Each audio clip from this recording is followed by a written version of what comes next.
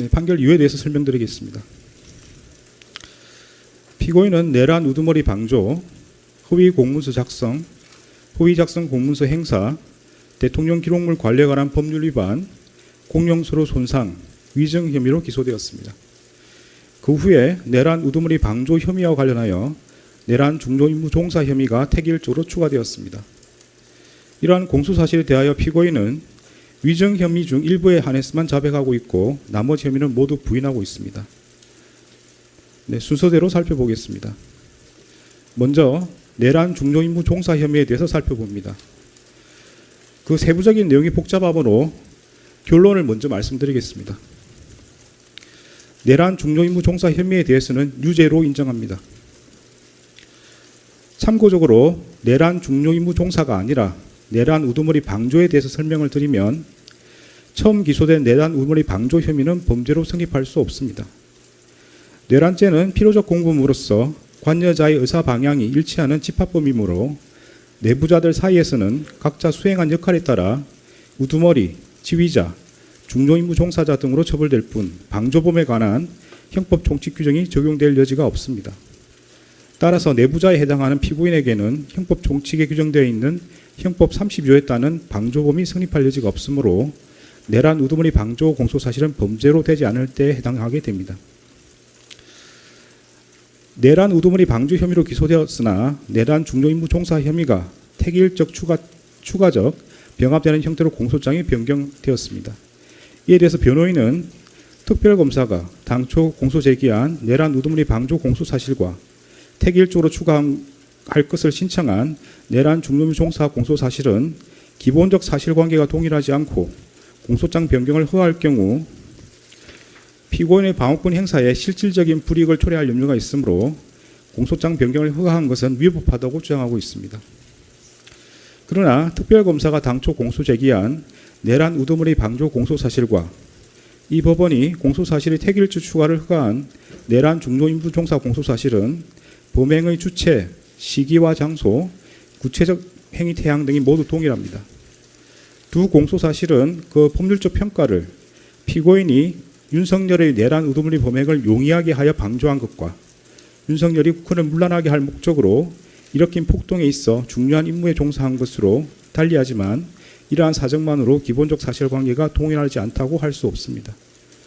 또한 공소사실을 택일적으로 추가하는 경우 방어의 대상이 확대되는 것은 이미 예정되어 있으므로 두 공소사실의 동일성이 인정되는 이상 피고인과 변호인이 주장하는 사정만으로 피고인의 방어권 행사에 실질적인 불이익을 초래할 염려가 있다고 보기 어렵습니다. 따라서 피고인과 변호인의 이 부분 주장은 받아들이지 않습니다. 먼저 12상 비상계엄 선포와 이에 근거하여 포고령을 발령하고 군 병력과 경찰 공무원을 동원하여 국회, 중앙선관위 등을 증거 출입 통제하거나 압수수색한 행위가 내란 행위에 해당하는지 여부를 살펴보겠습니다. 사실관계는 다음과 같습니다.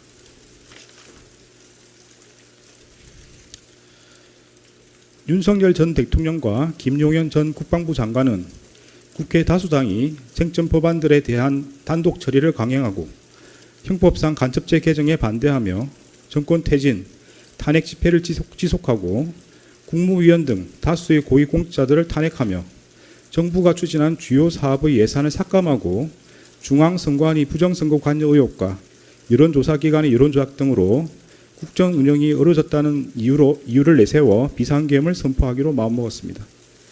이에 따라 윤석열과 김용현은 비상계엄 선포 후 군과 경찰을 동원하여 국회를 봉쇄하고 장악하여 비상계엄 해제 요구안 의결을 저지하는 등 국회를 무력화시킨 다음 국가비상입법기구를 창설하고 중앙선관위를 장악한 후 부정선거와 여론조작 관련 증거 확보를 내세워 전산자료를 영장 없이 압수수색하며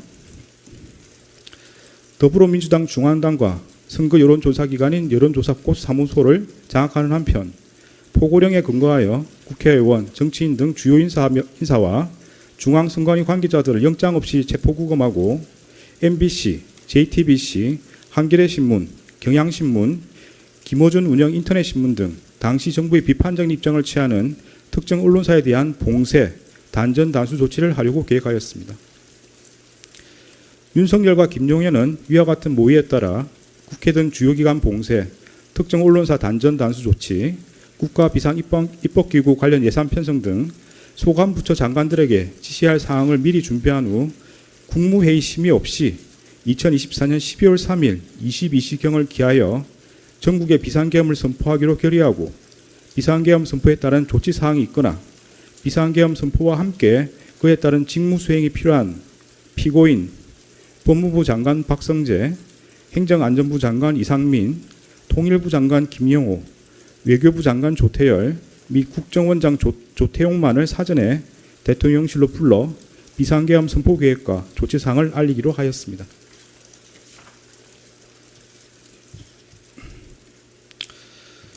이에 따라 윤석열과 김용현은 2024년 12월 3일 10시 30분경부터 20시 6분경까지 사이에 이들에게 연락하여 대통령실로 오도록 한 다음 이들에게 국회가 탄핵을 계속하고 예산을 삭감하여 국정 운영이 어렵다. 종북 좌파들을 이 상태로 놔두면 나라가 거들나고 경제든 외교든 아무것도 안 된다는 취지로 말하며 피고인에게 대국민 담화문, 계엄사령부 포고령, 비상계엄 관련 지시사항이 담긴 문건을 이상민에게 국회 등 주요 기관에 대한 시간대별 봉쇄 계획과 특정 언론사 단전 단수 조치 지시가 담긴 비상계엄 관련 문건을 조태열에게 재외 공간을 통해 대외 관계를 안정화시켜라는 취지로 기재된 비상계엄 관련 문건을 각각 건네주는 등 비상계엄 선포에 따른 조치사항을 지시하였습니다. 그 과정에서 윤석열은 피고인으로부터 비상계엄 선포를 위해서는 국무회의 심의라는 요건을 갖춰야 한다는 취지의 말을 듣고 국무회의 심의라는 외관 형성을 위하여 필요한 의사정족수 확보를 목적으로 대통령 비서실 제1부속실 실장 선임행정관 강의구와 수행비서 선임행정관 김종환으로 하여금 국무위원 중 일부에게만 연락하게 하였습니다. 윤석열은 국무회의 의사정족수인 11명이 모인 직후인 2024년 12월 3일 22시 16경부터 22시 18분경까지 사이에 대통령 집무실과 연결된 대접견실에서 김용현을 통해 비상계엄 선포문을 그곳에 모인 피고인과 국무위원들에게 배부하고 실질적인 심의 없이 일방적으로 비상계엄을 선포하겠다고 통보한 후 같은 날 22시 23분경 대통령실 1층 브리핑룸으로 가 대국민 담화를 발표하고 22시 27분경 비상계엄을 선포하였습니다.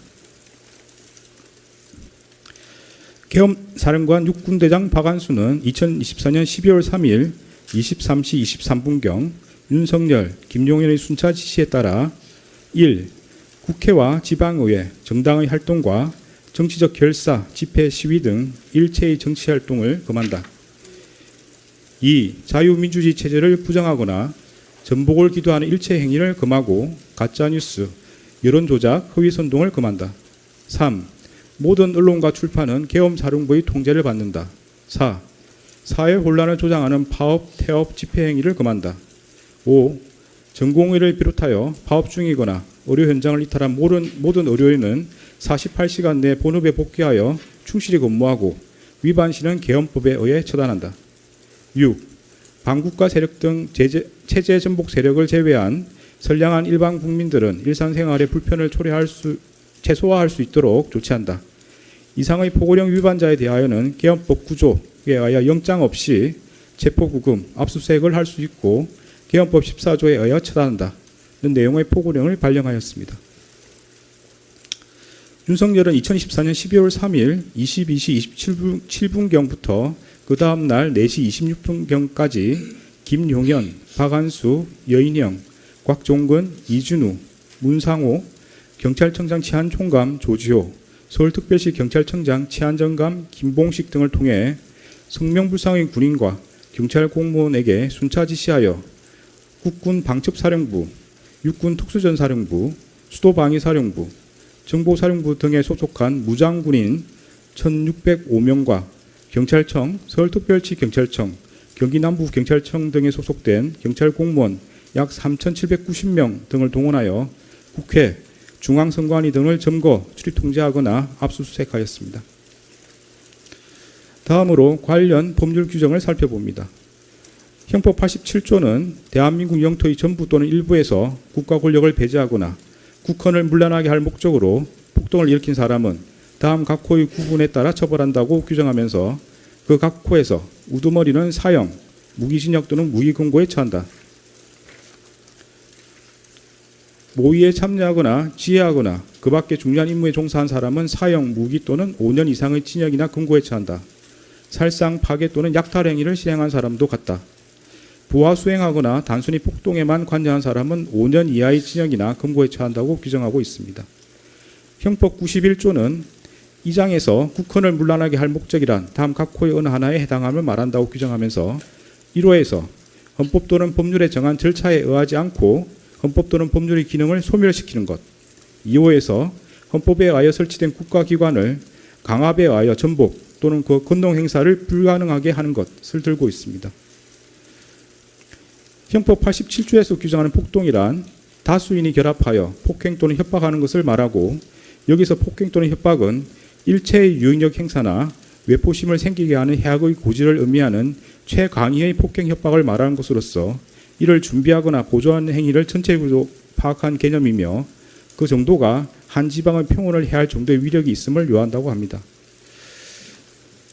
앞서 본 바와 같이 윤석열과 김용년 등은 비상계엄을 선포하고 이에 근거하여 포고령을 발령하였는데, 그 포고령은 헌법과 법률에 정한 절차에 의하지 않고 헌법에 의하여 보장되는 의회, 정당제도, 영장주의를 소멸시키고 헌법에 의하여 금지되는 언론 출판에 대한 허가 금지를 시행함으로써 헌법과 법률의 기능을 소멸시키려는 목적, 즉 국헌을 문란하게 할 목적으로 발령한 것이고, 또한 다수의 군병력과 경찰 공무원을 동원하여 국회, 중앙선관위 등을 점거, 출입 통제하는 등 다수인을 결합하여 육력을 행사하고 해악을 고지함으로써 한 지역의 평온을 해할 정도의 위력이 있는 폭동을 일으켰다고 인정됩니다. 따라 12.3 비상계엄 선포와 이에 근거하여 위헌 위법한 포고령을 발령하고 군병력 및 경찰 공무원을 동원하여 국회, 중앙선관위 등을 점거, 출입 통제하는 등의 행위는 형법 87조에서 정한 내란 행위에 해당합니다.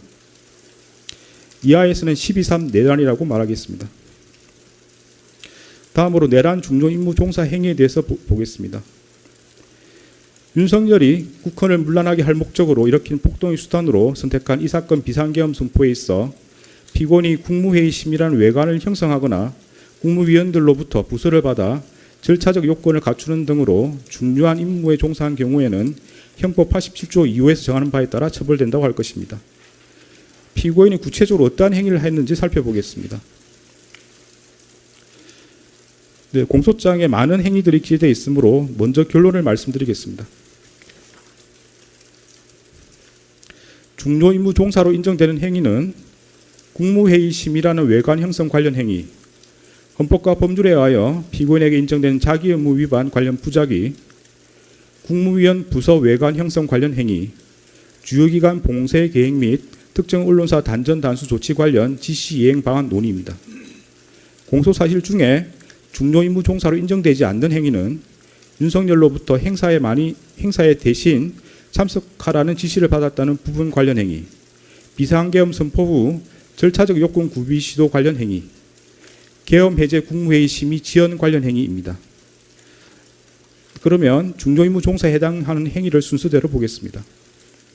먼저 국무회의 심의라는 외관 형성 관련 행위에 대해서 살펴보겠습니다. 피고인은 이 사건 비상계엄 선포에 관하여 국무회의 심의라는 절차적 요건을 외형적으로나마 갖추도록 함으로써 윤석열 등이 내란 행위를 함에 있어 중요한 임무에 종사했다고 인정할 수 있습니다. 구체적 이유는 다음과 같습니다. 헌법과 법률 규정에 따르면 대통령이 비상계엄을 선포하기 위해서는 먼저 국무회의 심의를 거쳐야 하고, 그 국무회의 심의는 구성원 과반수의 출석으로 이루어집니다. 당시 국무회의 구성원은 총 21명이었으므로 과반수에 해당하는 11명의 의사종족수를 채우기 위해서는 당시 대통령실에 있었던 7명에 더하여 4명이 추가로 필요한 상황이었습니다. 피고인은 윤석열이 대통령 집무실에서 비상계엄 선포의 필요성과 정당성에 대하여 강변하고 피고인 등의 우려 표명에도 불구하고 미리 준비한 대국민 담화문과 포고령, 비상계엄 관련 지시사항 문건 등을 건네주자 윤석열의 비상계엄 선포 의지가 확고하다는 것을 깨달았습니다. 이에 비상계엄 선포를 위해서는 국무회의 심의를 거쳐야 한다는 것을 알고 있었던 피고인은 윤석열에게 국무회의 심의를 건의하였고, 윤석열이 국무회의 소집에 유보적인 태도를 보이자 일단 그 의사종족수라도 갖출 것을 제안하여 윤석열이 비상계엄을 선포하기로 계획한 22시 전에 대통령실로 올 수 있다고 예상한 최상목, 송미령, 조규홍, 오영주, 박상우, 안덕근을 추가로 부르기로 결정하였습니다. 윤석열은 이에 따라 이들 국무위원과 평소 대통령 주재 국무회의에 배석하는 대통령 비서실 소속 수석비서관급 이상 직원들을 대통령실로 소집하였습니다. 피고인은 대접기실에서 박성재, 이상민과 논의하여 헌법과 관련 법령을 검토한 결과 비상계엄 선포를 위해서는 국무회의 심의라는 요건을 갖추어야 하고 의결사항이 아닌 심의사항이라는 것을 재차 확인하였습니다. 피고인은 윤석열이 추가로 소집한 국무위원들의 도착 여부와 무관하게 이미 계획하였던 22시에 비상계엄을 선포할 태세를 보이자 재차 국무회의 심의란 요건을 갖추어야 하니 의사종족수가 채워질 때까지 기다려달라는 취지로 윤석열을 설득하였습니다. 김용현과 이상민은 피고인에게 손가락으로 숫자 4 또는 1을 표시하며 국무회의 의사종족수를 채우기 위해 남은 인원수를 공유하였습니다. 피고인은 농림축산식품부 장관 송미령에게 전화하여 22시 전에 대통령실에 도착할 수 있는지를 확인하였고, 송미령이 그 후에 도착한다는 취지로 답하자 빨리 올 것을 수차례 재촉하는 등 국무위원들의 도착 상황을 점검하였습니다. 윤석열은 피고인 등의 헌법 등 법리 검토 결과에 따라 이미 계획한 22시를 넘겨 오영주가 마지막으로 도착함으로써 국무회의 의사종족수가 갖추어진 22시 14분경 이후까지 비상계엄 선포를 연기하였고, 의사종족수가 갖추어진 직후 김용현을 통해 국무위원들에게 비상계엄 선포문을 배부한 뒤에 이 사건 비상계엄을 선포하였습니다. 피고인과 변호인은 국무위원들의 뜻을 모아 윤석열이 비상계엄 선포를 만료하기 위하여 국무회의 소집을 건의하였고 비상계엄에 반대하였다고 주장합니다. 그런데 대통령실에 있는 국무회의장에는 원격 영상회의 방식으로 회의를 진행할 수 있는 장치가 갖추어져 있었으므로 피고인이 국무위원들의 뜻을 모아 비상계엄 선포를 만료하고자 하였다면 세종시 등지에 있는 국무위원들까지 모두 참석할 수 있도록 국무회의장에서 원격 영상회의 방식으로 개의할 것을 제안한 것이 합리적입니다. 그러나 피고인이 원격 영상회의 방식의 국무회의를 제안하였다고 볼 만한 아무런 자료가 없습니다. 오히려 피고인은 윤석열이 국무회의 의사종족수를 갖출 수 있는 일부 국무위원만을 선별하여 소집하는 데 관여하였고, 윤석열이 그중 한 명인 기획재정부 장관 최상목에게 소집 전화를 하는 것을 지켜보았으며, 피고인 스스로도 그중 한 명인 송미령에게 전화하였습니다. 특히 피고인은 송미령을 재촉하면서도 대통령실로 소집한 이유를 알려주지 않았는 바, 송미령이 비상계엄 선포 관련 국무회의를 한다는 사실을 알게 되면 송미령이 대통령실로 오지 않아 의사종족수가 갖추어지지 않음으로써 윤석열이 이 사건 비상계엄을 선포하지 못하게 될 것을 우려하였다고 보입니다. 피고인은 윤석열에게 비상계엄 선포에 대한 우려를 표명하였을 뿐 명확히 비상계엄 선포에 반대한다고 말하지 않았고, 추가로 소집한 국무위원들이 대통령실에 도착하였음에도 그들에게 비상계엄 선포에 관한 의견을 말해보라 그나 자신은 비상계엄 선포에 반대한다 그나 윤석열에게 반대 의사를 표시하라는 취지로 말하지 않았습니다.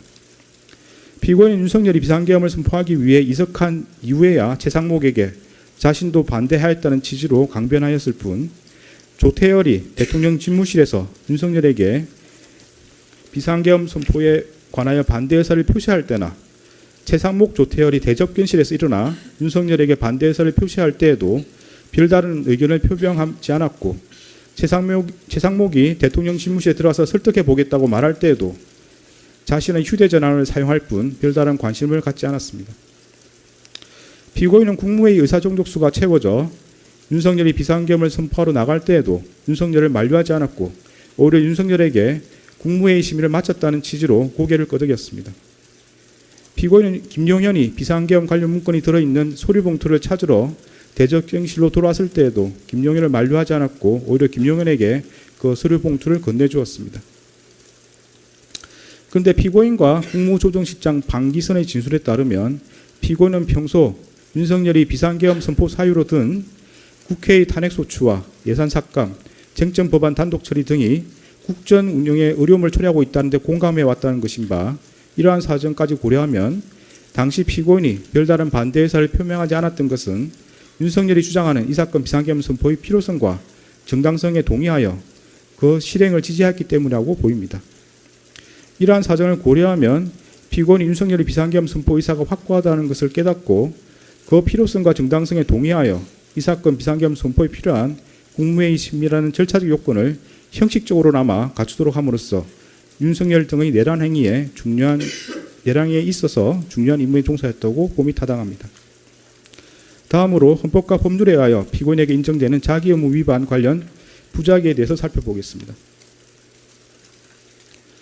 피고인은 국무회의 부의장으로서 국무회의 구성원들이 전 정부적 차원에서 비상계엄 선포에 대한 자유로운 발언과 토론을 통하여 의견을 교환하거나 조정할 수 있도록 국무회의를 운영하여야 하고, 그 전제로서 모든 국무회의 구성원에게 빠짐없이 소집을 통지하여야 하며 비상계엄 선포 의안 심의에 필요한 검토 의견 등을 분명히 밝혀 제출하도록 하여야 하고, 국무회의 간사인 행정안전부 의정관을 참석시켜 국무회의록을 작성할 수 있도록 모든 노력을 기울여야 할 자기 의무가 있습니다. 그러나 피고인은 윤석열이 국헌을 문란하게 할 목적으로 일으킨 폭동의 수단으로서 비상계엄을 선포하려고 한다는 사정을 인식하면서 그에 필요한 국무회의 의사종족수를 갖출 수 있을 만큼의 특정 국무위원을 대통령실로 소집하는 데 관여하였습니다. 이러한 경우 피고인은 소집한 국무위원들에게 소집 사유와 국무회의 의안들을 미리 알려주어 그들이 의사종족수에 포함되지 않는 차관을 대리 출석시키는 등으로 국무회의 심의가 이루어지지 못하게 함으로써 이 사건 비상계엄 선포를 저지하였어야 할 자기 의무를 부담한다고 봄이 타당합니다. 피고인은 이러한 의무를 다하지 않은 채 오히려 송미령에게 전하여 윤석열이 비상계엄을 선포하겠다고 예고한 22시 전에 대통령실에 도착하도록 수차례 재촉하는 등 이들이 이 사건 비상계엄 선포를 위한 국무회의 의사종족수를 갖추는 데 이용되도록 하였습니다. 또한 피고인은 그와 같이 소집한 국무위원들이 도착하자 윤석열이 일방적으로 비상계엄 선포의 필요성과 정당성을 설명하고 퇴장할 수 있도록 함으로써 실질적인 국무회의 심의 없이 이 사건 비상계엄을 선포하도록 하였습니다. 그리고 피고인은 국무총리로서 자신의 지휘 감독을 받는 이상민이 윤석열로부터 특정 언론사 단전 단수 조치 지시를 받아 이를 이행함으로써 윤석열 등의 내란 행위에 가담하고자 한다는 것을 알게 되었을 경우 이를 중지 또는 취소하기 위하여 모든 노력을 기울여야 할 자기 의무가 있습니다. 그러나 피고인은 이러한 의무를 다하지 않은 채 오히려 이상민과 특정 언론사 단전 단수 조치 지시에 관하여 긴밀히 협의함으로써 이상민으로 하여금 그러한 지시를 수용하고 이를 이행하도록 하였습니다. 이는 피고인이 국무총리로서 부여받은 권한을 행사하지 않은 것이 구체적인 상황에서 현저하게 합리성을 잃어 사회적 타당성이 없는 경우에 해당합니다. 피고인이 이러한 자기 의무를 이행하였더라면 윤석열이 이 사건 비상계엄 선포 등 내란 행위라는 결과를 쉽게 방지할 수 있었다고 인정됩니다. 이러한 피고인 부작위로 인한 법익 침해는 자기에 의한 법익 침해가 동등한 형법적 가치가 있는 것으로서 이 또한 형법 제87조 2호에서 규정하는 내란 중요 임무 종사 범죄 실행행위로 평가할 수 있습니다. 다음으로 국무위원 부서 외관 형성 관련 행위에 대해서 살펴봅니다. 피고인이 이 사건 비상계엄 선포에 관하여 국무위원들로부터 부서를 받아 절차적 요건을 갖추도록 시도함으로써 윤석열 등의 내란 행위에 있어 중요한 임무에 종사하였다고 인정할 수 있습니다. 구체적인 이유는 다음과 같습니다. 대한민국 헌법 82조는 대통령이 국법상 행위는 문서로서 하며 그 문서에는 국무총리와 관계 국무위원이 부서한다. 군사에 관한 것도 또한 같다고 규정하고 있습니다. 이러한 헌법 규정에 따르면 비상계엄 선포는 문서의 형식으로 하여야 하고 그 문서에는 국무총리와 관계 국무위원의 부서가 있어야 합니다. 이는 대통령의 권한 행사를 명확하게 하고 책임 소재를 확실하게 하기 위하여 헌법상 요구되는 기관 내부적 권력 통제 절차입니다. 피고인의 수사기관 진술과 국무총리 집무실에서 이루어진 논의 내용을 고려하면 피고인은 과거 비상계엄 선포에 모든 국무위원이 부서였다는 사실을 알고 있었고 이 사건 비상계엄 선포에 관여 국무위원의 부서가 필요하다는 사정 역시 인식하고 있었습니다.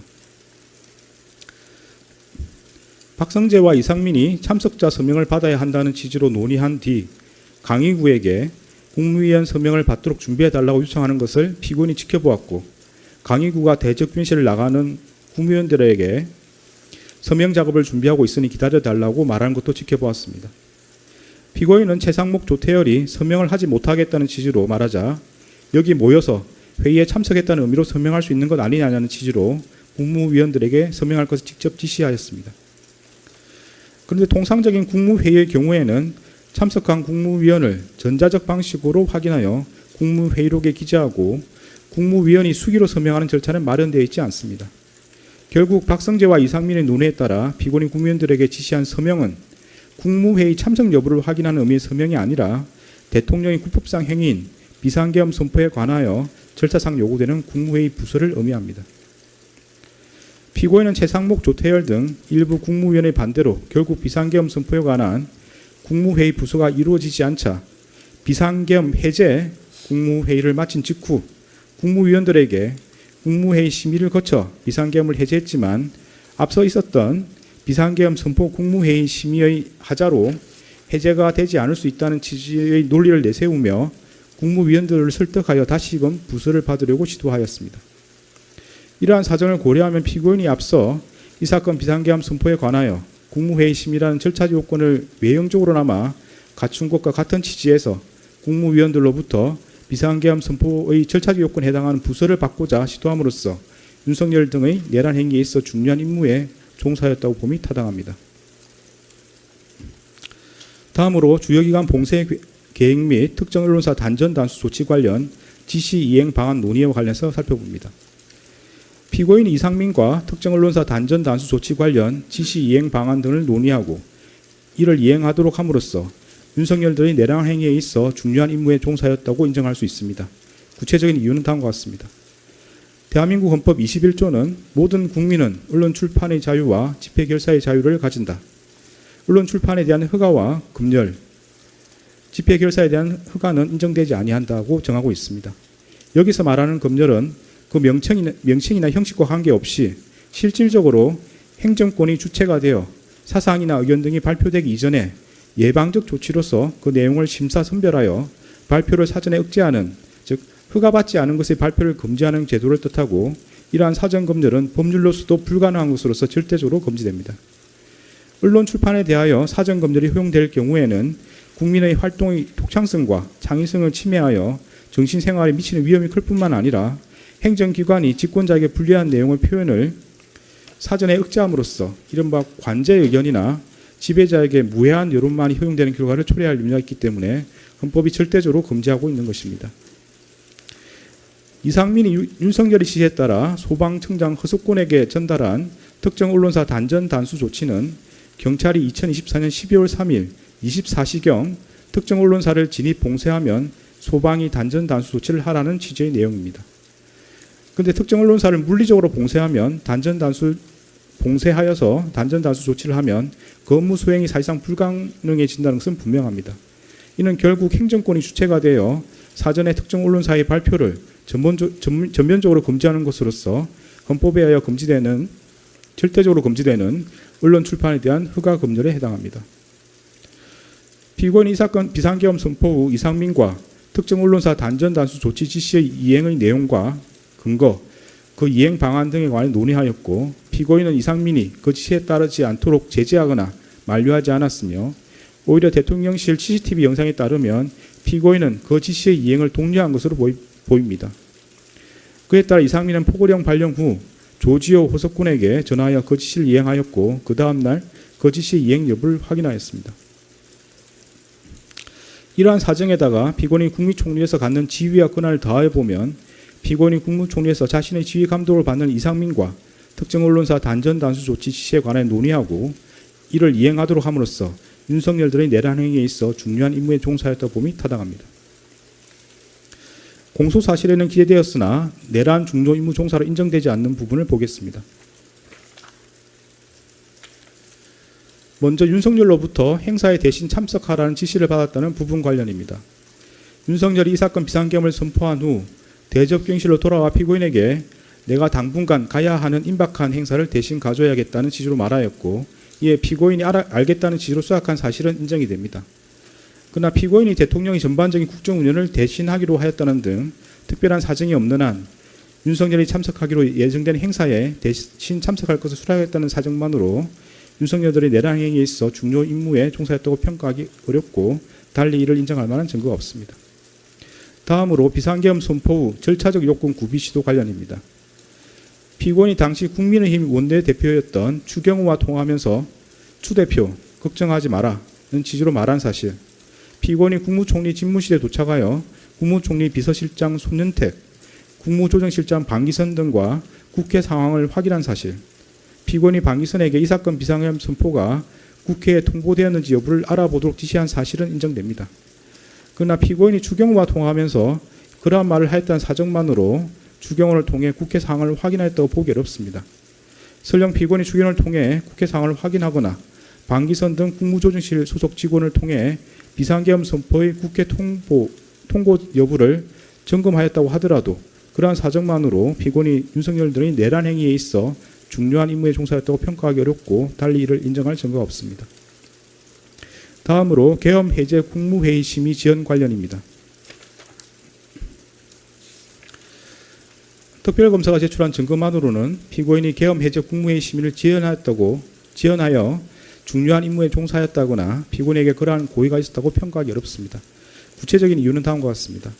헌법과 법령 규정에 따르면 대통령은 국회가 계엄 해제를 요구한 경우 국무회의 심의를 거쳐 지체 없이 계엄을 해제해야 하고 대통령이 그 국무회의를 소집하고 주재하며 대통령이 사고로 직무를 수행할 수 없는 경우에 국무총리가 그 직무를 대행한다고 되어 있습니다. 그런데 윤석열은 국회에서 비상계엄 해제 요구안이 의결된 직후인 2024년 12월 4일 1시 8분경 합동참모본부 전투통제실로 항하였다가 1시 51분경 대통령 집무실로 돌아왔을 뿐 당시 윤석열이 사고로 인하여 대통령으로서 직무를 수행할 수 없는 경우에 해당한다고 보기 어렵고 달리 이를 인정할 자료가 없습니다. 따라서 피고인이 윤석열의 직무를 대행하여 국무회의를 소집하고 주재할 수 있었다고 보기 어렵습니다. 설령 피고인이 윤석열의 직무를 대행하여 국무회의를 소집하고 주재할 수 있었던 상황이라고 하더라도 다음과 같은 사정을 고려하면 피고인이 비상계엄 해제를 위한 국무회의 심의를 지연하였다거나 피고인의 그러한 고의가 있었다고 평가하기 어렵습니다. 국회법 98조 1항은 국회에서 의결된 의안은 의장이 정부에 이송한다라고 규정하고 있으므로 국회에서 비상계엄 해제 요구안이 의결된 경우 국회의장이 정부에 이를 이송하여야 합니다. 피고인은 국회의장 우원식이 2024년 12월 4일 2시 1분경 대통령실과 국방부에 비상계엄 해제 요구 통지를 송부했다는 취지로 발표한 직후 대통령 비서실장 전진석으로부터 국무위원들을 소집해달라는 취지의 전화를 받았고 그로부터 몇 분 지나지 않아 방기선을 통해 국무위원들을 대통령실로 소집하였습니다. 피고인은 같은 날 2시 28분경 대통령실에 도착해 윤석열에게 비상계엄 해제를 위한 국무회의 개의를 건의하였고 윤석열의 승낙을 받아 국무회의를 주재할 권한을 위임받았습니다. 피고인이 소집한 국무위원들은 2시 35분경부터 순차로 대통령실에 도착하였고 4시경까지도 국무회의 의사종족수가 부족하여 국무위원들을 더 기다려야 하는 상황이었습니다. 피고인은 비상계엄 해제를 위한 국무회의 의사종족수가 채워지기를 기다리는 동안 방기선을 통해 비상계엄 해제 의안을 만들고 의안 번호를 확인하는 등 국무회의를 개의하기 위한 절차를 밟았고 의사종족수가 채워지자 지체 없이 국무회의를 주재하여 비상계엄 해제안을 심의하였습니다. 이러한 사정을 고려하면 피고인이 국회에서 비상계엄 해제 요구안이 의결된 후 약 1시간가량 국회의장의 의안 이송을 기다려 방기선으로부터 국무위원들에게 국무회의 소집을 통보하게 한 것을 두고 비상계엄 해제를 위한 국무회의 심의를 지연시켰다고 평가하기 어렵습니다.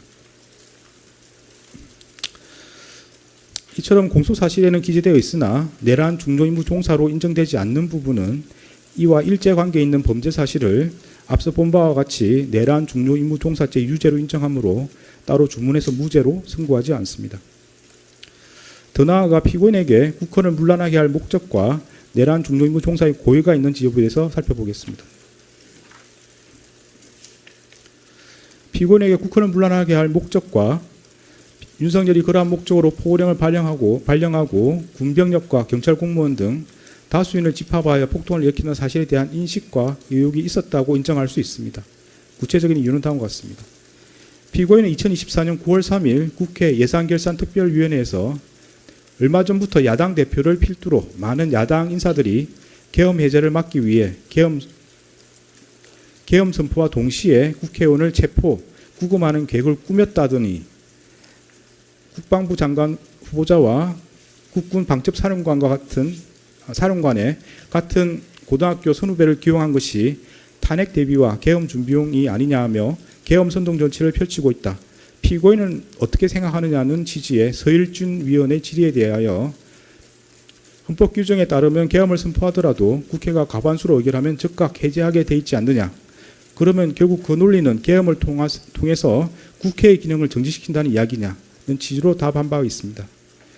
피고인은 이 법정에서 이에 대하여 국회의원들이 2024년 9월경 계엄 준비설이 언급되던 시기에 비상계엄을 할 것이다 고 계속 질의했기 때문에 얼마나 가능성이 없는 일인지 강조하는 취지에서 비상계엄을 선포하더라도 국회에서 해제 요구를 하면 해제할 수밖에 없다고 답하였던 것 같다라는 취지로 진술하였습니다.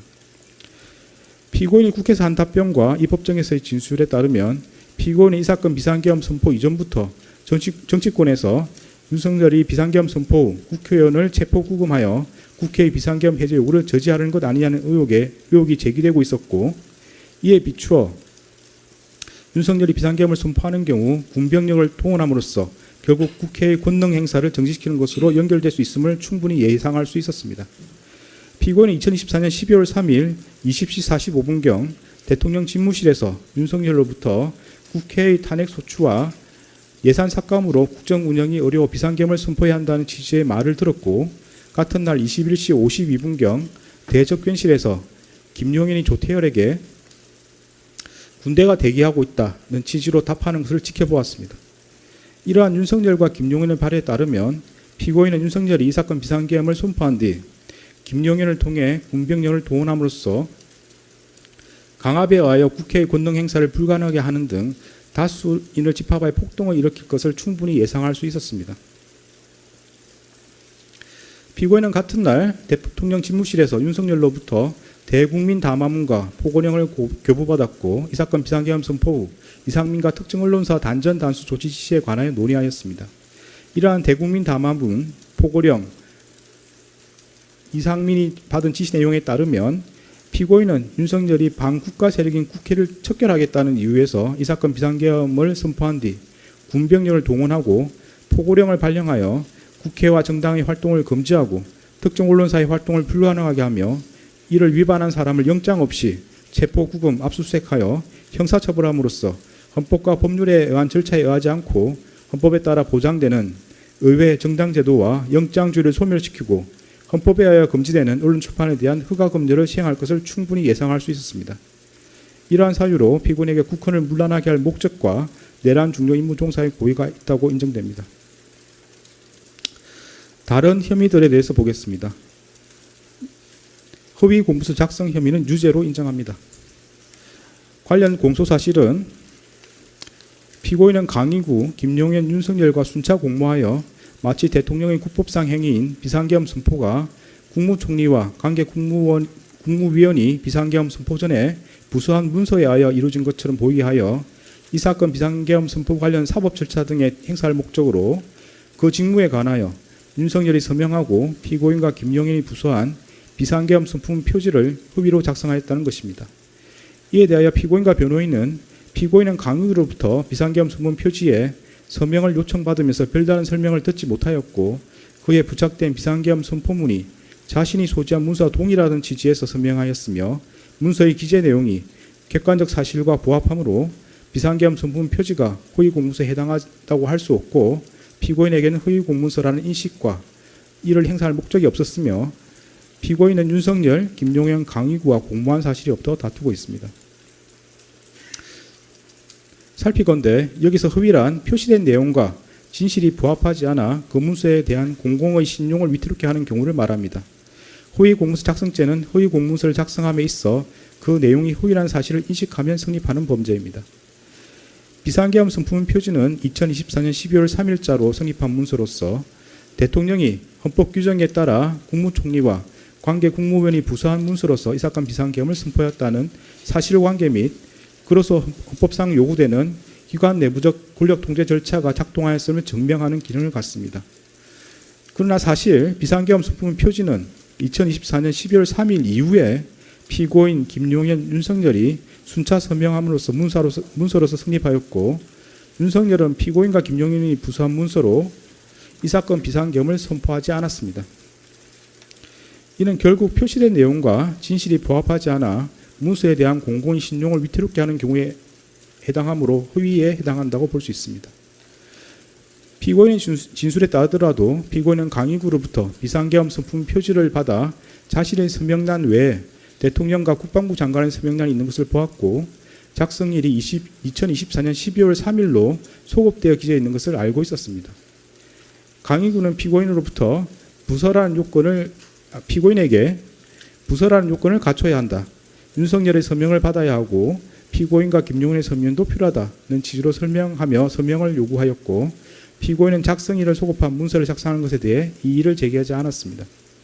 그 후에 피고인은 강의구에게 나중에 작성된 게 알려지면 괜한 논란이 될 수 있겠다, 문서가 없더라도 국무회의 실체는 있지 않느냐고 말하며 폐기를 요구하였습니다.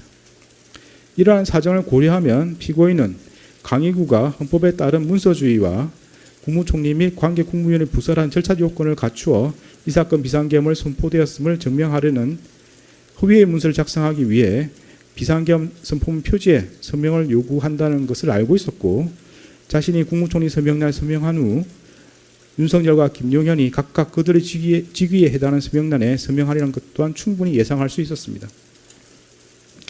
나아가 피고인은 강의구 등이 추후 그러한 목적으로 비상계엄 선포문 표지를 사용함으로써 작성일을 소급한 문서를 허위로 작성한 것이 알려지면 논란이 되리라는 것도 인식하고 있었습니다.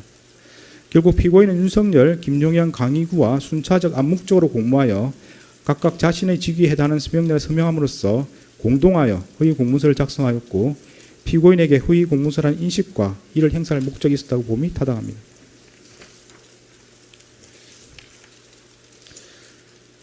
허위 작성 공문서 행사 혐의는 무죄입니다.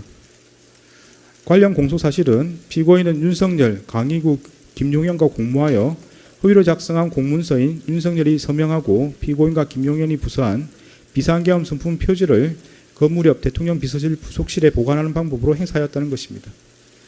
그런데 문서의 행사란 위조된 문서를 진정한 문서인 것처럼 그 문서의 효용 방법에 따라 이를 사용하는 것을 말합니다. 강의구는 피고인, 김용현, 윤석열로부터 차례로 서명을 받은 비상계엄 선포문 표지를 관련 절차에 따라 문서관리대장에 철하는 등으로 비치한 것이 아니라 자신의 사무실 서랍에 보관한 것으로 보입니다. 특별검사가 제출한 증거만으로는 강의구가 비상계엄 선포문 표지를 그 효용 방법에 따라 사용했다고 보기 어렵고 달리 이를 인정할 증거가 없습니다. 이 부분 공소사실은 범죄 사실의 증명이 없는 때에 해당하므로 형사소송법 325조 후단에 따라 무죄를 선고합니다. 대통령 기록물 관리에 관한 법률 위반, 공용서류 손상 혐의는 유죄로 인정이 됩니다. 관련 공소사실은 피고인은 2024년 12월 8일 강의구에게 전하여 사후에 문서를 만들었다는 것이 알려지면 또 다른 논쟁을 낳을 수 있으니 내가 서명한 것을 없었던 것으로 하자는 취지로 말하면서 허위로 작성된 윤석열이 서명하고 피고인과 김용현이 부수한 비상계엄 선포문 표지를 폐기해 줄 것을 요청하였고, 윤석열은 2024년 12월 10일 서울 용산구 소재 대통령 관저에서 강의구로부터 위와 같은 피고인의 말을 보고받고 강의구에게 총리의 뜻이 그렇다면 그렇게 하라는 취지로 말하여 그 문서를 폐기할 것을 승인하였으며, 이에 강의구는 그 무렵 위와 같은 피고인의 요청과 윤석열의 승인을 받아 대통령 비서실 부속실에 보관하고 있던 그 문서를 새 단계에 넣어 파쇄하는 방법으로 폐기함으로써 피고인은 강의구 윤석열과 순차 공모하여 무단으로 대통령 기록물인 비상계엄 선포문 표지를 손상함과 동시에 공무소인 대통령실에서 사용하는 서류인 같은 문서를 손상하였다는 겁니다.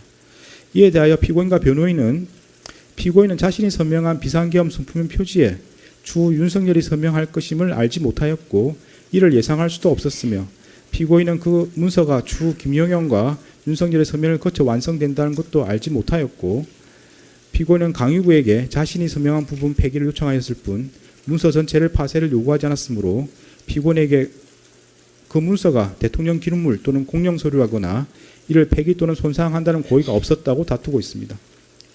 먼저 비상계엄 선품 표지는 대통령 기록물 및 공용 서류에 해당한다고 인정됩니다. 구체적인 이유는 다음과 같습니다.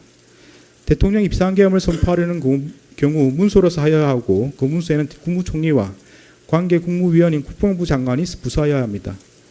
비상계엄 선품 표지는 대통령의 직무수행인 비상계엄 선포와 관련한 기록물에 해당하고 국무총리와 관계 국무위원이 부서하고 대통령이 서명함으로써 대통령의 국법상 행위에 대한 문서주의 원칙을 실현하는 기능을 합니다. 이러한 사정을 고려하면 비상계엄 선품 표지에 피고인과 김용현이 부서하고 윤석열이 서명하는 것은 결재권자의 결재에 해당하므로 이로써 공문서로 성립하고 그에 따라 대통령 기록물로 생산되었다고 할 수 있습니다. 이와 같이 비상계엄 선품 표지가 공문서로 성립되어 대통령 기록물로 생산되었고 대통령실에서 사용할 목적으로 보관되어 있었던 이상 정식 절차를 밟아 접수 편철되었는지 등과 관계없이 공문서에서 사용하는 서류에 해당한다고 봄이 타당합니다. 다음으로 피고인에게 비상계엄 선품 표지가 대통령 기록물 및 공용 서류에 해당한다는 사실과 이를 손상한다는 인식이 있었다고 인정됩니다. 구체적인 내용은 다음과 같습니다. 피고인은 자신이 국무총리 서명란에 서명한 후 윤석열과 김용현이 각각 그들 지위에 해당하는 서명란에 서명함으로써 비상계엄 선품 표지가 대통령 기록물이자 공용 서류로 성립하리라는 사정을 충분히 예상할 수 있었습니다. 피고인은 강유 등이 추후 비상계엄 선품 표지를 사용하리라는 것을 인식하면서 그로 인해 발생한 논란을 우려하여 검문서 폐기를 요구하기도 하였습니다. 피고인은 자신이 서명한 부분을 특정하지 않은 채 비상계엄 선품 표지의 폐기를 요구하였고 달리 피고인이 강의부에게 대통령 기록물법 등 관련 법령에 따른 절차를 거쳐 폐기할 것을 요구하였다고 볼 자료도 없습니다. 위정 혐의는 모두 유죄로 인정됩니다. 위정 공소 사실에 대하여 피고인과 변호인은 2024년 12월 3일 대통령실에서 특별한 문건을 받은 사실이 없고 김용현이 이상민에게 문건을 건네주는 것을 보지 못했으며 헌법재판소에서 기억하는 바에 따라 지출하였으므로 위정이 아니라고 다투고 있습니다. 먼저 피고인이 헌법재판소에서 대통령실에서 특별한 문건을 받은 사실이 없다는 취지로 증언한 것은 기억에 반한 진술이라고 인정이 됩니다. 구체적인 이유는 다음과 같습니다. 피고인은 2024년 12월 3일 대통령 집무실에서 대국민 담화문, 포고령과 비상계엄 관련 지시사항 문건을 교부받았고 그중 비상계엄 관련 지시사항 문건은 상위 안주머니에 나머지는 하위 뒷주머니에 넣고 대접견실을 떠났습니다. 피고인은 그 다음 날 대접견실로 돌아올 때에는 하위 뒷주머니에 문건을 소지하고 있지 않았습니다. 이러한 사정을 고려하면 피고인이 대통령실에서 나와 국무총리 집무실에 들렀을 때 그러한 문건을 꺼내놓았던 것으로 보입니다. 피고인의 진술에 따르더라도 피고인은 국무총리 집무실에 문건을 꺼내놓고 며칠 뒤에 조태열이 받은 재해공간 관련 지시사항 문건 등을 살펴보았음에도 특별한 내용이 아니어서 폐기하였다는 것입니다. 여기에 국무총리 비서실 공보실장 김수혜의 진술을 더하여 보면 피고인은 하위 뒷주머니와 상위 안주머니에 가져간 문건을 단순히 국무총리 집무실에서 문서 세줄기에 넣어 폐기한 것이 아니라 외부로 가지고 나와 별도의 방법으로 폐기하거나 또는 아직 보관하고 있는 것으로 보입니다. 이처럼 피고인은 국무총리 집무실에 들러 자신이 받은 문건을 꺼내놓고 며칠 뒤에 문건을 살펴보아 특별한 내용인지 여부를 판단한 다음 외부로 가지고 나와 그 폐기 또는 보관 여부를 결정하였습니다. 피고인은 그로부터 약 3개월이 지나 헌법재판소에서 대통령실에서 특별한 문건을 받은 사실이 없다는 취지로 증언하였습니다.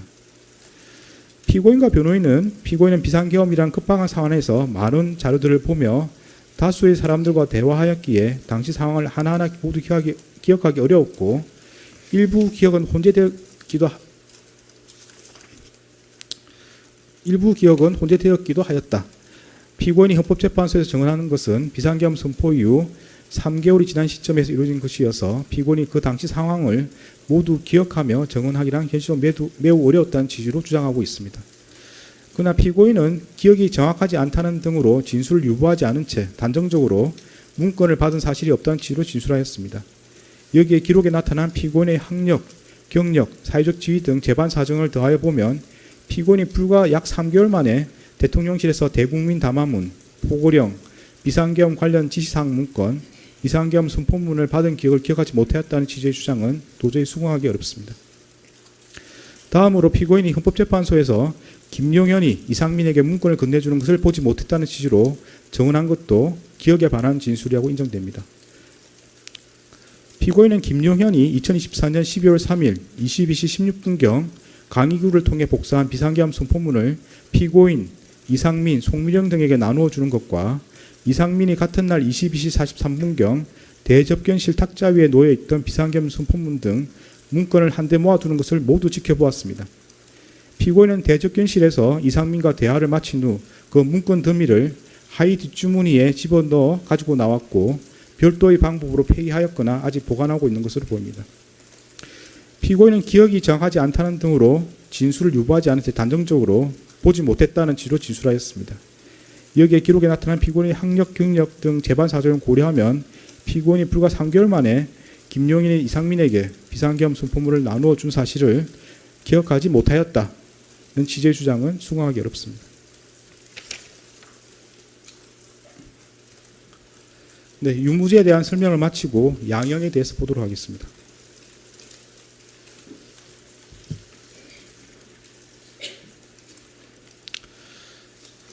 대법원 양형 기준과 관련하여 내란 중요임무 종사죄와 대통령 기록물 관리에 관한 법률 위반죄에 대하여는 양형 기준이 설정되어 있지 않고 양형 기준이 설정된 범죄와 그렇지 않은 범죄 사이의 경합범에 관하여는 그 하한만을 양형 기준이 설정된 범죄의 양형 기준상 형량 범위 하한에 따르도록 되어 있습니다. 따라서 양형 기준은 이 사건 양형에 중요한 영향이 없습니다. 양형 사유를 구체적으로 살펴보겠습니다. 피고인은 1970년 6월경 공무원으로 임용된 이래 약 50년 동안 외교통상부 통상교섭본부장, 국무조정실장, 경제부총리 겸 재정경제부 장관, 국무총리 등으로 재직하면서 다수의 훈장과 포장을 받았습니다. 피고인이 윤석열 등의 내란 행위에 관하여 사전에 모의하거나 실행 행위를 지휘하는 등 보다 적극적으로 가담하였다고 볼 자료는 없습니다. 피고인은 국회에서 비상계엄 해제 요구안이 의결되자 이 사건 비상계엄을 해제하기 위한 국무회의를 소집 주재하였고 그에 따라 비상계엄이 약 6시간 만에 해제되었습니다. 피고인은 현재 만 79세의 고령임에도 벌금형을 포함하여 아무런 형사처벌을 받은 전력이 없습니다. 피고인은 최근에 이르러 경도 인지장애와 우울증을 진단받아 그에 따른 치료가 필요하고 피고인의 배우자는 독립적인 고등이 어려워 피고인의 돌봄과 간호가 필요하다는 내용의 관련 자료가 재판부에 제출된 바는 있습니다. 그러나 이러한 사정이 있더라도 다음과 같은 점을 고려하면 피고인에게 엄한 처벌을 하는 것이 타당하다고 보입니다. 윤석열이 2024년 12월 3일 비상계엄을 선포하고 이에 근거하여 헌법에 따라 보장되는 의회, 정당 제도 등을 부인하는 내용의 위헌위법한 포고령을 발령하며 군 병력과 경찰 공무원을 동원하여 국회 중앙선관위 등을 점거, 출입 통제하거나 압수수색한 행위는 앞서 본 바와 같이 형법 87조에서 정하는 내란 행위에 해당합니다. 이러한 12.3 내란은 국민이 선출한 권력자인 윤석열 전 대통령과 그 추정 세력에 의한 것으로서 성격상 위로부터의 내란에 해당하는데 이러한 형태의 내란은 이른바 친위 구테타라고도 불립니다. 세계사적으로 살펴보면 이러한 친위 구테타는 많은 경우 성공하여 권력자는 독재자가 되었고 국민의 생명과 재산과 같은 기본권은 본질적으로 침해되었으며 국가의 경제와 외교는 심각한 타격을 받았고 독재자의 권력이 약해지는 시기가 되면 내전과 같은 전쟁이나 정치투쟁으로 국가와 사회 전반이 회복하기 어려운 혼란에 빠진 사례를 많이 볼 수 있습니다. 12.3 내란은 이러한 위로부터의 내란에 해당되는 점에서 그 위험성의 정도가 아래로부터의 내란과 비교할 수 없습니다.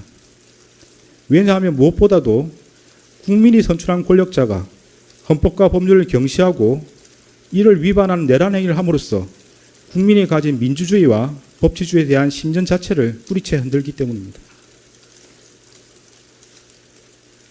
현재 우리 주위에는 민주적 기본 질서에 대한 중대한 침해가 있거나 이를 파괴하려는 시도가 있고 이미 유효한 구제수단이 남아있지 않는 그러한 극단적인 상황에서나 논의되는 저항권을 평상시에 아무렇지도 않게 주장하는 사람들, 헌법과 법률에 정한 바 없어 위헌위법한 주장에 불과한 계몽적 계엄, 잠정적 계엄, 경고성 계엄을 당연하듯 주장하는 사람들, 지난 2025년 1월 19일 발생한 서울 서부지방법원 폭동사건과 같이 자신의 정치적인 입장을 위해서는 헌법과 법률을 쉽사리 위반할 수 있고 그 과정에서 다른 사람이 피해를 줄 수 있는 상황이 당연하다고 생각하는 사람들, 민주주의의 근본이 되는 선거제도를 정당한 근거 없이 부정하는 사람들이 있습니다.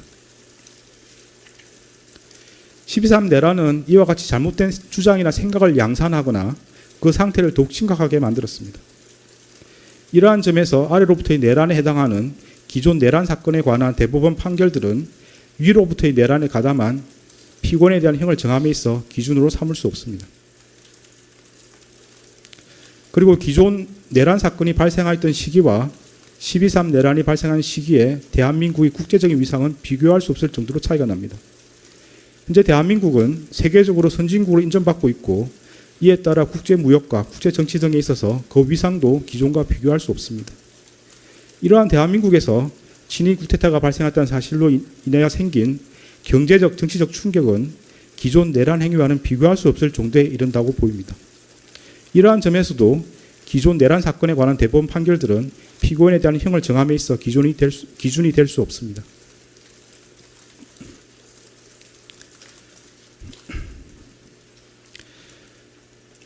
(12.3) 내란 과정에서 사망자가 발생하지 않았고 내란 행위 자체는 몇 시간 만에 종료되긴 하였습니다.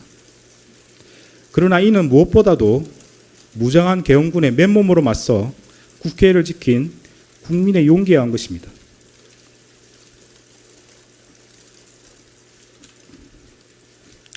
이에 더하여 이러한 국민의 저항을 바탕으로 신속히 국회에 진입하여 비상계엄 해제 요구안을 의결한 일부 정치인들의 노력, 대한민국 역사에 있었던 내란의 암울한 기억을 상기하면서 위법한 지시와 명령에 저항하거나 혹은 어쩔 수 없이 이를 따르더라도 소극적으로 참여한 일부 군인과 경찰 공무원의 행동에 의한 것입니다.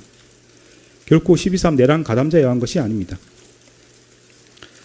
따라서 12.3 내란 가담자에 대한 형을 정함에 있어 피해 발생이 경미하였다거나 짧은 시간 동안 진행되었다는 사정을 깊이 고려할 수는 없습니다. 일단 국헌을 물랑하게 할 목적의 폭동이 발생하면 이로 인하여 막대한 인명과 재산상 피해, 사회적 혼란이 초래될 것은 분명하고 혹시라도 내란이 성공하여 국민적 합의로 성립한 현재의 헌법 질서가 폭력에 의하여 무너지게 되면 이를 원래대로 회복하는 것은 대단히 어려운 일이 될 것입니다. 따라서 그러한 내란 행위를 사전에 차단할 필요가 있고 이러한 목적을 달성하기 위해서는 내란 행위에 가담한 사람들을 무겁게 처벌하는 것이 불가피합니다.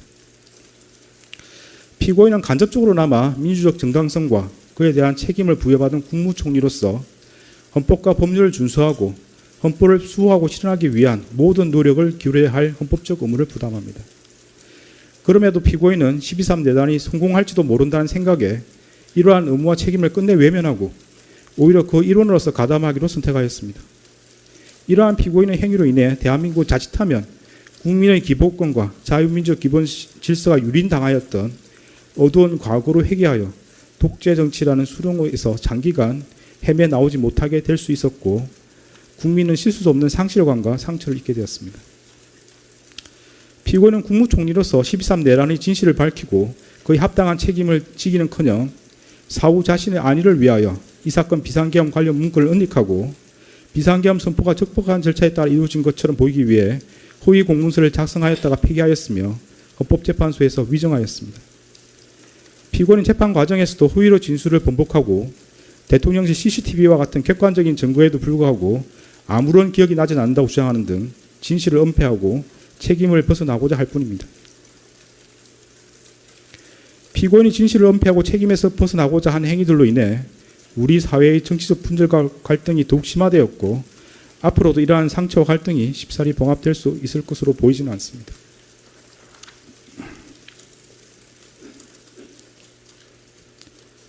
피고인은 제2회 공판기일에서 12.3 내란에 관하여 여러 가지 법적인 검토가 필요하여 공개적으로 제지하지 못했다는 취지로만 진술하였다가 이 법원의 요구에 따라 내란 중요임무 종사 공소사실이 택일조로 추가되고 대통령실 CCTV 영상 재생 및 정인신문 등 증거조사를 거쳐 자신의 범죄 사실이 탄로나 형사처벌의 기로에 서자 마지못해 최후 진술에 이르렀어야 국민이 겪은 고통과 혼란에 대해 가슴 깊이 죄송스럽게 생각한다는 취지로 진술하였지만 그 사과의 진정성을 인정하기 어렵습니다. 달리 피고인이 진지하게 반성하고 있다거나 자신의 범죄 행위로 인하여 국가와 국민이 입은 피해를 회복시키기 위한 어떠한 노력을 하였다고 볼 아무런 자료가 없습니다. 이러한 점과 그 밖의 양형의 조건이 되는 여러 사정을 종합적으로 고려하여 주문과 같이 형을 정합니다.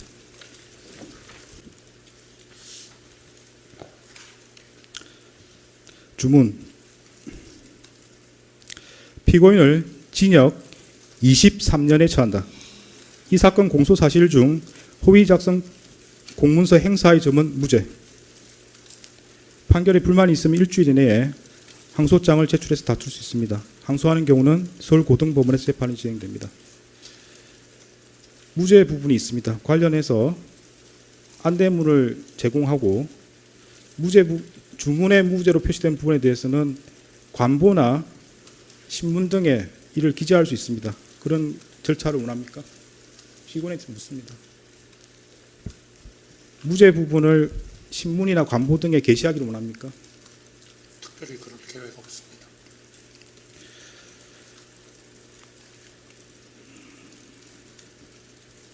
네, 관련 규정에 따라서 보상 안내물을 교부합니다. 네, 다음은 법정 구속 여부를 판단하기 위해서 신문 절차를 진행하겠습니다. 네, 이 부분은 의무 중개 대상이 아닌 것으로 보이고 피고인의 사생활 보호 등을 고려해서 중개하지 않겠습니다. 그래서 대법원 양형 기준과 관련하여 내란 중요 임무 종사죄와 대통령 기록물 관리에 관한 법률 위반죄에 대하여는 양형 기준이 설정되어 있지 않고 양형 기준이 설정된 범죄와 그렇지 않은 범죄 사이의 경합범에 관하여는 그 하한만을 양형 기준이 설정된 범죄의 양형 기준상 형량 범위 하한에 따르도록 되어 있습니다. 따라서 양형 기준은 이 사건 양형에 중요한 영향이 없습니다. 양형 사유를 구체적으로 살펴보겠습니다. 피고인은 1970년 6월경 공무원으로 임용된 이래 약 50년 동안 외교통상부 통상교섭본부장, 국무조정실장, 경제부총리 겸 재정경제부 장관, 국무총리 등으로 재직하면서 다수의 훈장과 포장을 받았습니다.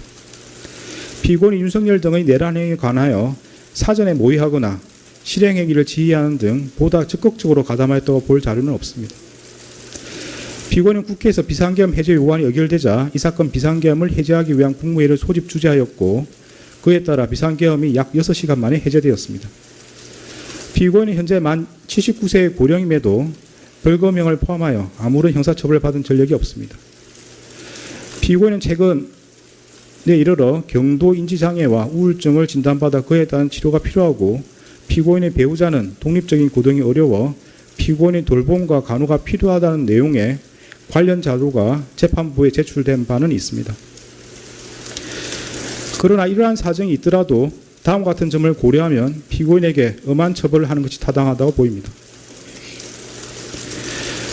윤석열이 2024년 12월 3일 비상계엄을 선포하고 이에 근거하여 헌법에 따라 보장되는 의회, 정당 제도 등을 부인하는 내용의 위헌위법한 포고령을 발령하며 군 병력과 경찰 공무원을 동원하여 국회 중앙선관위 등을 점거, 출입 통제하거나 압수수색한 행위는 앞서 본 바와 같이 형법 87조에서 정하는 내란 행위에 해당합니다. 이러한 12.3 내란은 국민이 선출한 권력자인 윤석열 전 대통령과 그 추정 세력에 의한 것으로서 성격상 위로부터의 내란에 해당하는데 이러한 형태의 내란은 이른바 친위 구테타라고도 불립니다. 세계사적으로 살펴보면 이러한 친위 구테타는 많은 경우 성공하여 권력자는 독재자가 되었고 국민의 생명과 재산과 같은 기본권은 본질적으로 침해되었으며 국가의 경제와 외교는 심각한 타격을 받았고 독재자의 권력이 약해지는 시기가 되면 내전과 같은 전쟁이나 정치투쟁으로 국가와 사회 전반이 회복하기 어려운 혼란에 빠진 사례를 많이 볼 수 있습니다. 12.3 내란은 이러한 위로부터의 내란에 해당되는 점에서 그 위험성의 정도가 아래로부터의 내란과 비교할 수 없습니다. 왜냐하면 무엇보다도 국민이 선출한 권력자가 헌법과 법률을 경시하고 이를 위반하는 내란 행위를 함으로써 국민이 가진 민주주의와 법치주의에 대한 신전 자체를 뿌리채 흔들기 때문입니다.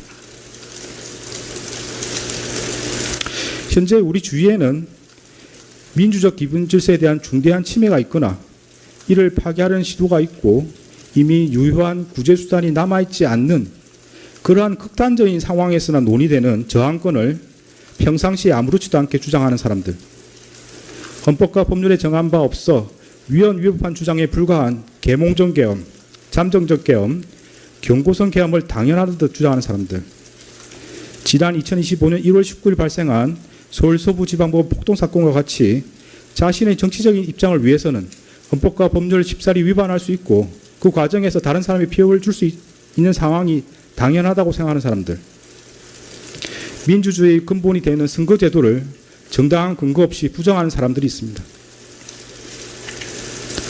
12.3 내란은 이와 같이 잘못된 주장이나 생각을 양산하거나 그 상태를 더욱 심각하게 만들었습니다.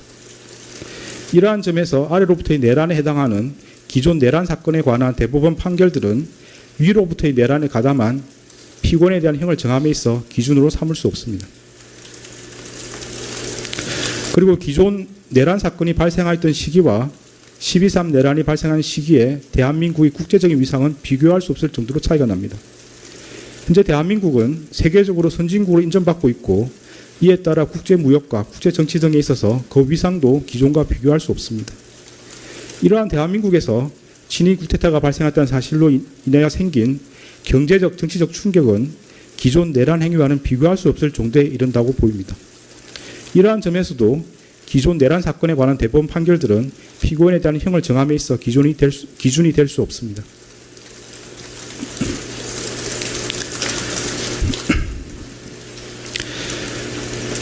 (12.3) 내란 과정에서 사망자가 발생하지 않았고 내란 행위 자체는 몇 시간 만에 종료되긴 하였습니다.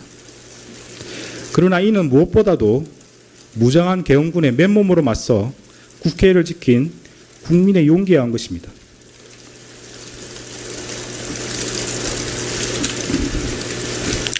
이에 더하여 이러한 국민의 저항을 바탕으로 신속히 국회에 진입하여 비상계엄 해제 요구안을 의결한 일부 정치인들의 노력, 대한민국 역사에 있었던 내란의 암울한 기억을 상기하면서 위법한 지시와 명령에 저항하거나 혹은 어쩔 수 없이 이를 따르더라도 소극적으로 참여한 일부 군인과 경찰 공무원의 행동에 의한 것입니다. 결코 12.3 내란 가담자에 의한 것이 아닙니다. 따라서 12.3 내란 가담자에 대한 형을 정함에 있어 피해 발생이 경미하였다거나 짧은 시간 동안 진행되었다는 사정을 깊이 고려할 수는 없습니다.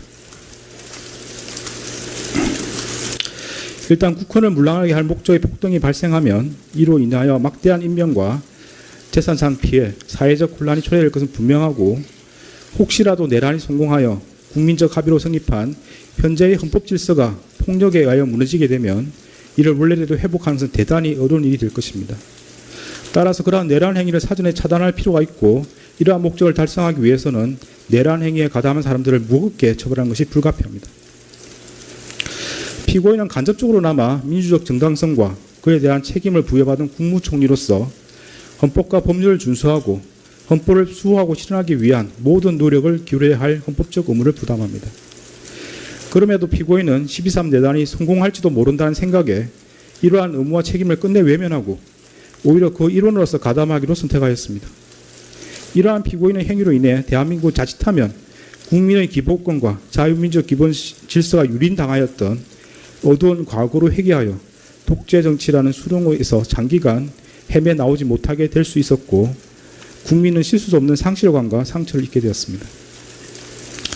피고인은 국무총리로서 12.3 내란의 진실을 밝히고 그의 합당한 책임을 지기는커녕 사후 자신의 안위를 위하여 이 사건 비상계엄 관련 문건을 은닉하고 비상계엄 선포가 적법한 절차에 따라 이루어진 것처럼 보이기 위해 허위 공문서를 작성하였다가 폐기하였으며 헌법재판소에서 위정하였습니다.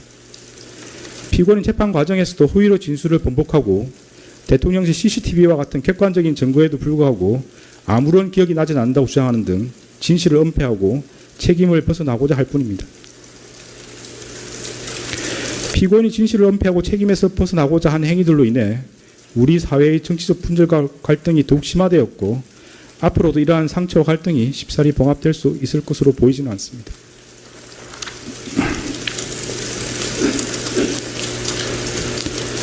피고인은 제2회 공판기일에서 12.3 내란에 관하여 여러 가지 법적인 검토가 필요하여 공개적으로 제지하지 못했다는 취지로만 진술하였다가 이 법원의 요구에 따라 내란 중요임무 종사 공소사실이 택일조로 추가되고 대통령실 CCTV 영상 재생 및 정인신문 등 증거조사를 거쳐 자신의 범죄 사실이 탄로나 형사처벌의 기로에 서자 마지못해 최후 진술에 이르렀어야 국민이 겪은 고통과 혼란에 대해 가슴 깊이 죄송스럽게 생각한다는 취지로 진술하였지만 그 사과의 진정성을 인정하기 어렵습니다.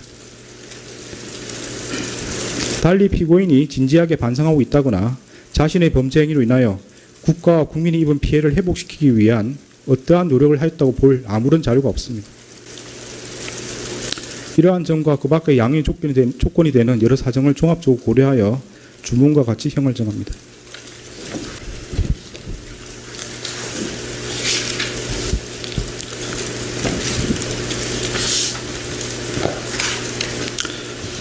주문.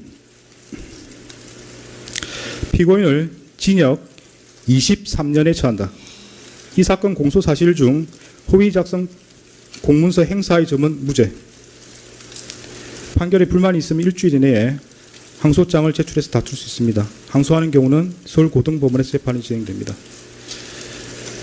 무죄 부분이 있습니다. 관련해서 안대문을 제공하고 주문의 무죄로 표시된 부분에 대해서는 관보나 신문 등에 이를 기재할 수 있습니다. 그런 절차를 원합니까?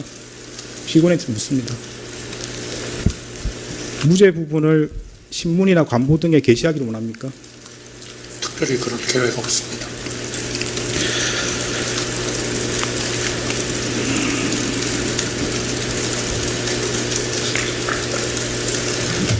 네, 관련 규정에 따라서 보상 안내물을 교부합니다. 법원의 재판을 방해 또는 위협할 목적으로 법정이나 그 부근에서 모욕 또는 소동한 자는 3년 이하의 징역 또는 700만 원 이하의 벌금에 처한다. 규정이 있습니다. 형법 규정에 따라서 하는 겁니다. 그리고 저희 재판부는 이 사건의 중대성을 고려해서 과태료는 관련 규정에 있는 최대 금액으로 부과하고 있습니다. 정인 불출석에 따른 과태료도 최대 500만 원이고요. 선서 거부에 따른 과태료는 법률에 최대 50만 원으로 되어 있습니다. 그래서 이제 헌법과 법률에 따라서 재판을 진행하고 있고 그걸 초과해서는 부과할 수가 없습니다. 과태료에 대해서도 가중하는 규정이 있기 때문에 최대 금액만 부과할 수 있습니다. 네, 그 내용도 참조하시기 바랍니다.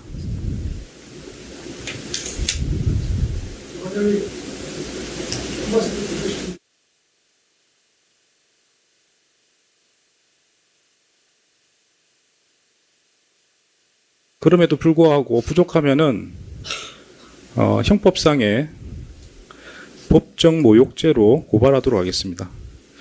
법정 모욕죄는 형법에 있습니다. 형법 138조 법정 모욕죄가 있고요. 관련 조문을 읽어보면 법원의 재판을 방해 또는 위협할 목적으로 법정이나 그 부근에서 모욕 또는 소동한 자는 3년 이하의 징역 또는 700만 원 이하의 벌금에 처한다. 규정이 있습니다. 형법 규정에 따라서 하는 겁니다. 그리고 저희 재판부는 이 사건의 중대성을 고려해서 과태료는 관련 규정에 있는 최대 금액으로 부과하고 있습니다. 정인 불출석에 따른 과태료도 최대 500만 원이고요. 선서 거부에 따른 과태료는 법률에 최대 50만 원으로 되어 있습니다. 그래서 이제 헌법과 법률에 따라서 재판을 진행하고 있고 그걸 초과해서는 부과할 수가 없습니다. 과태료에 대해서도 가중하는 규정이 있기 때문에 최대 금액만 부과할 수 있습니다. 네, 그 내용도 참조하시기 바랍니다.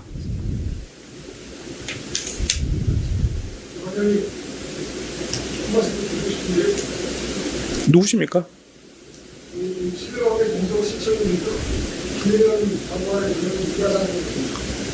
왜 오신 겁니까? 방송하러 공소 시청 자, 거부를 합니다. 거부했고요. 이 법정은 방청권이 있어야만 볼 수가 있습니다. 퇴정하십시오. 네. 퇴정하십시오. 지금 명합니다. 자, 지금 하시면 감시합니다. 나가십시오. 나가십시오. 아, 말씀하시면 감시합니다.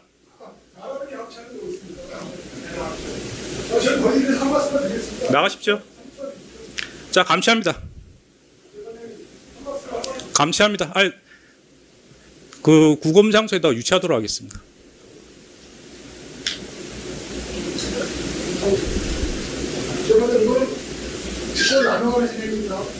감시합니다. 감시합니다. 옆에 계신 분을 왜 있습니까? 나가십시오.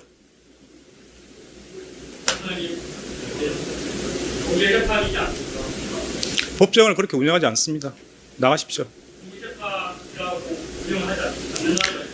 방청권이 있는 분만 들어올 수 있습니다. 바로 안 나가시면 감시합니다.